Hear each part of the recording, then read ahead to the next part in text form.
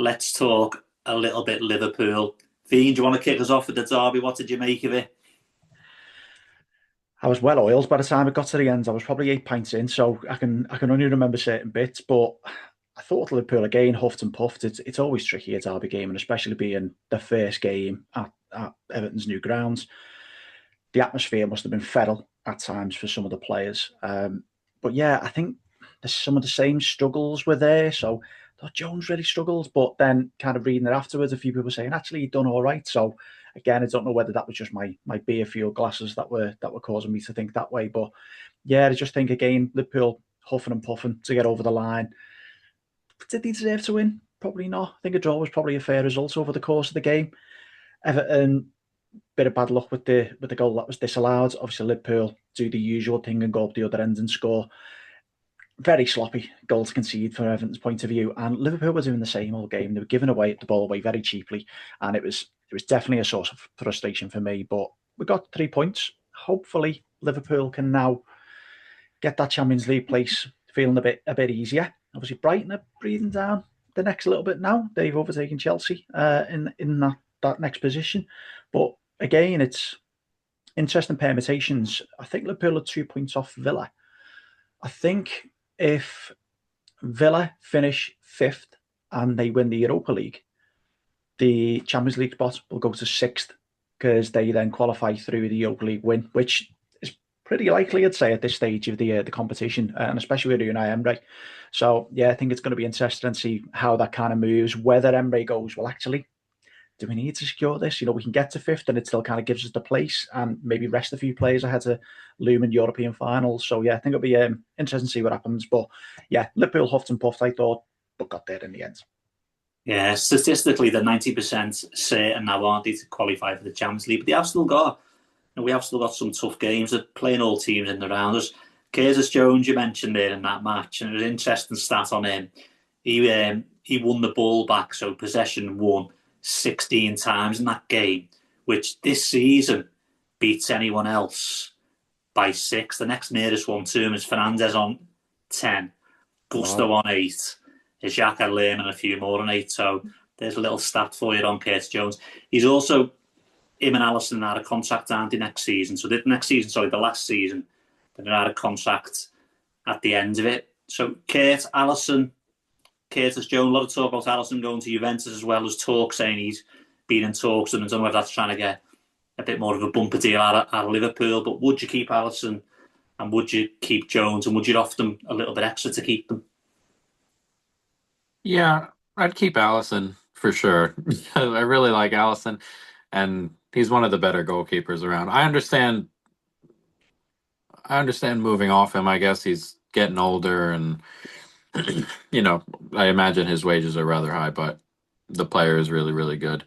And Jones, I'd keep. I'd be surprised to see Jones go, mainly because he's homegrown, and there aren't too many of those floating around in the squad right now. And when you, at a certain point, you just lose squad spots. So I'd be pretty surprised to see him go. I know he's been linked with a variety of teams and stuff, but I'd be really surprised to see him out the door. Yeah, I think he'll definitely sign a new deal. It's all about bit of brinkmanship now, isn't it? It's a bit of poker between the player and the club to see who breaks first a little bit. So I think he'll definitely sign that. And Alisson, how old's Alisson? Is he 31? Is he young for a keeper still, isn't he? Keepers normally play till probably 36, Uh, 37, 38, don't they? yeah, probably. I don't know his age off the bat. Let me see.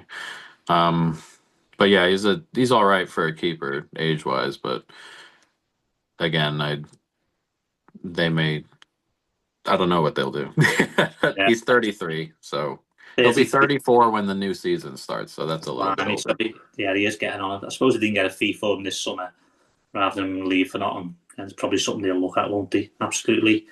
And a bit of we mentioned young players coming through. I think reading earlier on today, I'll just get his details up and try and find him from his name's just slipped my mind. That's how Will well. Wright. What's his name? Will Wright was it? Yeah, The the striker. lad who was at Salford. So I think he had a bad knee injury, didn't he? And he's back fit. And I think the last 10 games he's scored five assists. But he's training with the first team now as well. So maybe with the injuries, what we've had, Etikike being out, can he force a place on the bench? Because he's not really playing the others, is he? He's not playing Chiesa. He gives them 5 minutes. So is it worth now giving a slot to a young lad like that? And reading about him, the way they talk about him as well, apparently he works his socks off, never gives up, and physically he's exceptional. So it's the opposite of probably Isaac, isn't he, at the moment? So is he worth getting a look on? Fiend, would you like to see someone like him coming through the team in the same way what we've had Rio come through? I think you'd always like to see the players coming through, and I think touching back to Jones, everyone's pleased that we did see a homegrown talent. He's the only one there now, so definitely you'd always like to see them coming through. Have Liverpool always been the best at it? No. Even under the Klopp years, some of the players that have come through never really done much. There was only really Trent. Elliott was bought in, so definitely want to see players come through and take the chance of opportunities like the Ekatike injury. But I don't think Liverpool got a very good track record at doing it. Hopefully Rio proves us a bit wrong and really kicks on, especially with having a flank, even though it's not his flank, having a flank opens up with Salah leaving next season. Yeah, definitely. I think he's one for the future, Rio. He's obviously playing now, isn't he? I don't think he's going anywhere. I think I wouldn't be surprised if he forced a first team slot next season. It probably still in out a little bit because Slott always mentions the age, doesn't he? He needs to rest them as well and look after them. Oh, great. Anything else about Liverpool on your agenda, gents? What are we thinking about the weekend game then? I actually think maybe the derby's gone to my head, but I actually think Liverpool not cruise to a win, but I think the Fulham game previous, that was the nearest it kind of felt to a routine win, which I think we haven't seen for a long, long time. Fulham still had the chances, man. They still had some really good opportunities, but that was the closest I've ever felt to a routine win at the game. So yeah, it was interesting to see, and I'd hope we can get another routine win. I'd just love a 2-0 with no drama, just to get another 3 points in the bag. Villa, we can certainly take their spot. I think we can move ahead in the table, make it a bit more secure. I'm hoping, but we'll wait and see. Yeah, I'm just really hoping that we get a nice, easy, routine win and Villa slip up in the early game against Fulham. But as Kate's already alluded to, Fulham not the best. Yeah, Palace in a little bit of form. I think they've lost 1 and 6. Palace, they're not in bad form. And Slott, I think we've been saying probably for weeks on end, he's got to get sacked soon. Kate's been telling us he's not getting sacked, haven't you, constantly, Kate? Because the American model is not to sack managers, to stick with managers. And I think it looks like Kate, he's going to make it to the summer, doesn't it? Yeah, that's what some of the reports are saying. Again, we won't know until a couple of days after the season ends, probably. But again, I think the club view the season like I viewed the season before it started, after what happened to Jota. And if you view it that way, then this was probably the outcome. Like, my Liverpool preview before the season started was, after the Jota thing, 5th. To take 5th now, because you bring in all these new players. We spent a load of money, obviously. Still no defensive midfielder.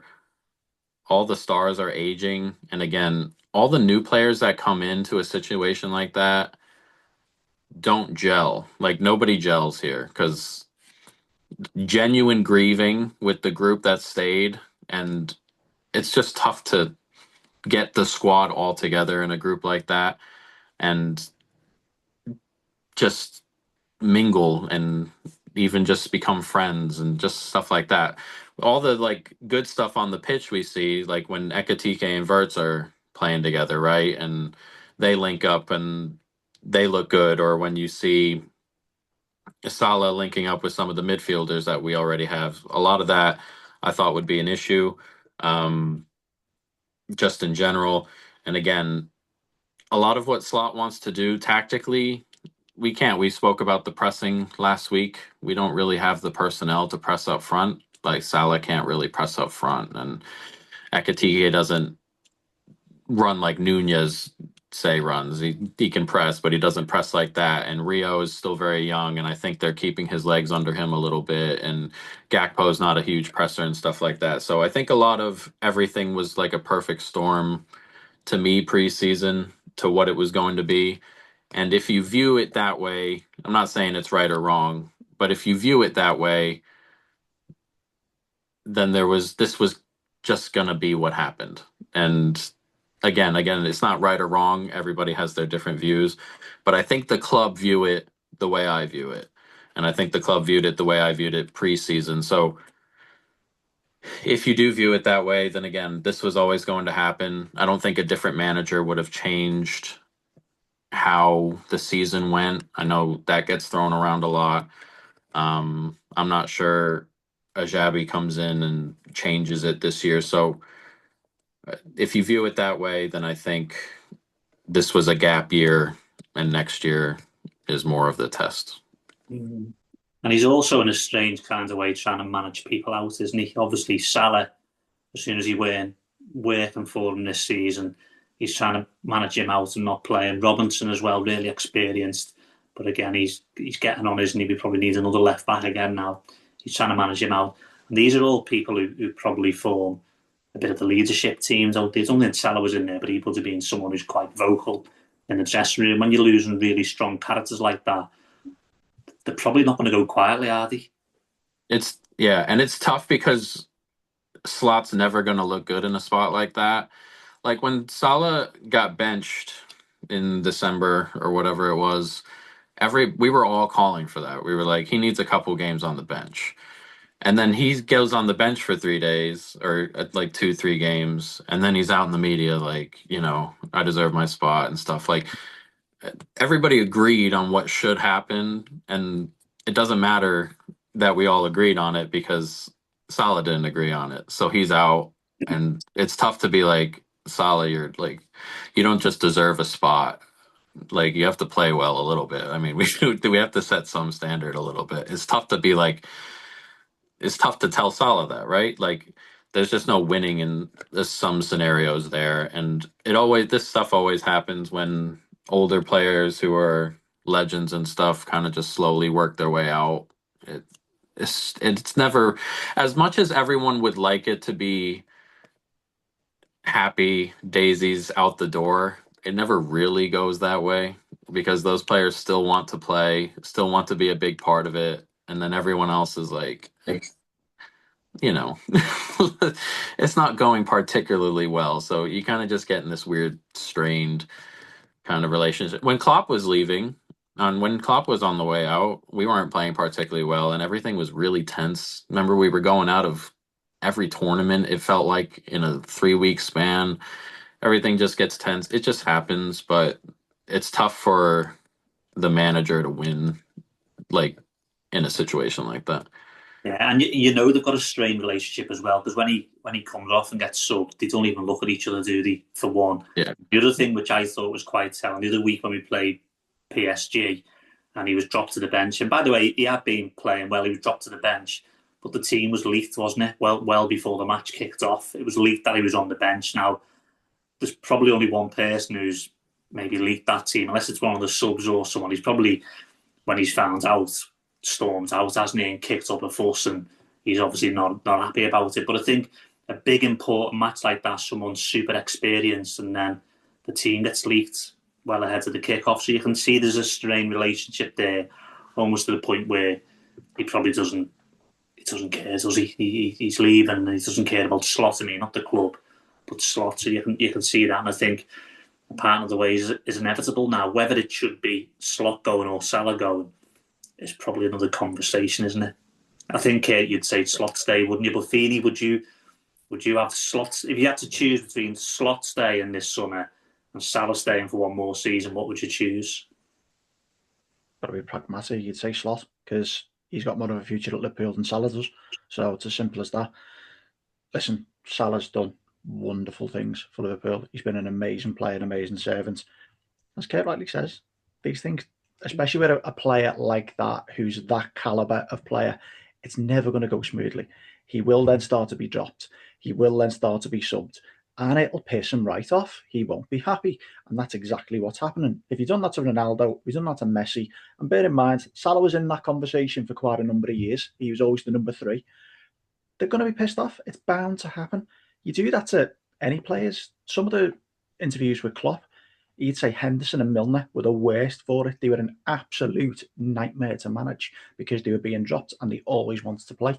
So I think, yeah, it was never going to end in that, in a nice way in that sense. There was always going to be some friction, which has obviously happened. But I think in this way, the way they've announced it a little bit earlier, it's worked a little bit better because I think people now are maybe off his back. A bit of the pressure's off.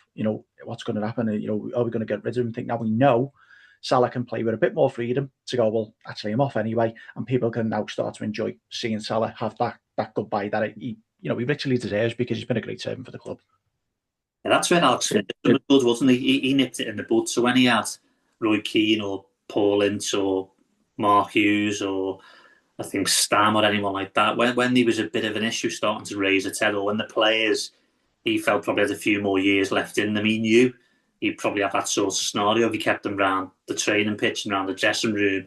He just got them out, didn't he? Got them out quick and pronto, didn't he? That's maybe the lesson in this. If you're letting someone stay around for too long, maybe these sorts of situations happen. Yeah, it's one of those situations where I think, especially now with players looking after themselves, if you do adopt the Ferguson route, they may go somewhere and spend a really good couple of years at another club. And especially if that's another club in the same league, that would just really alienate a lot of fans. So it's a catch-22. No one comes out a clear winner in these kind of scenarios.